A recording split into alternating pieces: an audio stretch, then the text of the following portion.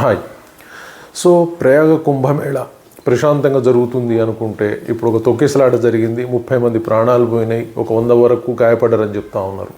దీనికి కారణం మరి ఏంటి అంటే అక్కడ సరే రకరకాల కారణాలు చెప్తా ఉన్నారు. కానీ ఓవరాల్గా ఆధ్యాత్మికంగా చూసుకున్నప్పుడు ప్రయాగ కుంభమేళాలో స్నానం చేస్తేనే పుణ్యం వస్తుందా?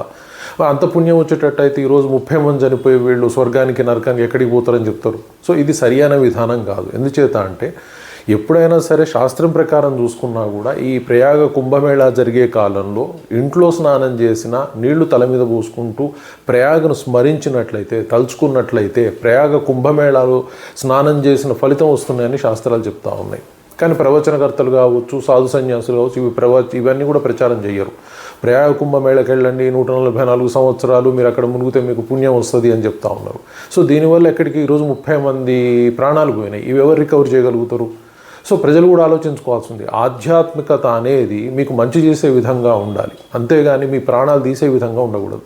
సో డెఫినెట్గా మీరు ఏం చేయొచ్చు అంటే ఇప్పుడు చెప్పినటువంటి ఏదైతే ప్రయాగం దలుచుకొని పుణ్యం పొందటం ఆ విధంగా పొందొచ్చు, అక్కడికి పోవాల్సిన అవసరం లేదు. అలాగే భగవద్ధ్యానాన్ని మించినటువంటి ఏమంటాం ఇంకో అవకాశం ఇంకోటి ఉండదు. సో ఇంట్లో కూర్చోనైనా ప్రతిక్షణం మీరు భగవంతుని ధ్యానించినట్లయితే, నామజపం చేసుకున్నట్లయితే ఆ పుణ్యం మీరు డెఫినెట్గా పొందుతారు. అంతే తప్పితే అక్కడికే వెళ్ళి మునిగి 100 కోట్లు వచ్చినప్పుడు లేదా కోట్ల మంది వచ్చినప్పుడు పోయిపో అక్కడి నీళ్ళ మునుగుతూనే పుణ్యం వస్తుంది అనేది ఏం లేదు. సో డెఫినెట్గా అది ఒక అంశం మాత్రమే, కానీ అదే సర్వస్వం కాదు. అక్కడికి పోయి మునుగుతూనే పుణ్యం వస్తుంది అనేది అబద్ధమైన విషయం.